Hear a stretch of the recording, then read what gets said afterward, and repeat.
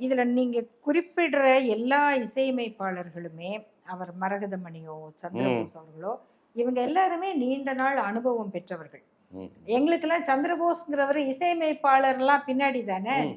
6 புஷ்பங்கள்னு ஒரு படம் வந்துச்சு. நாங்க ஸ்கூல் படிக்கும்போது. ம். ம். அப்ப வந்து அதுல வந்து "ஏண்டி முத்தம்மா, ம். ஏது புன்னகைன்னு" ஒரு பாட்டு வரும்.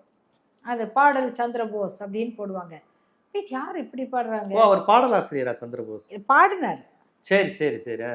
அவரு நல்ல பாடகர் அவரு. Okay, okay, okay. அது மாதிரி அவர் வந்து தேவா அவர்களோடு சேர்ந்து இசையமைச்சவர்.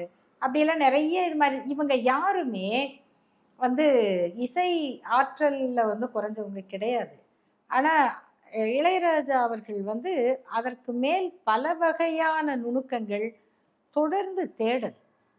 இது இது வந்து கர்நாடக இசையா, இது இந்துஸ்தானி, இது மேற்கத்திய இசை, அதுல என்ன ஸ்பெஷாலிட்டி, இதை வந்து இசையை வந்து அவர் பாடமா அந்த குறிப்பா பண்ணும்போது அதுக்குள்ள அவருடைய கற்பனைகள், அது வந்து ஒரு விரிந்த எல்லை. ஒரு அதுக்கு அதுக்கு வந்து ஒரு எல்லையே இல்லை.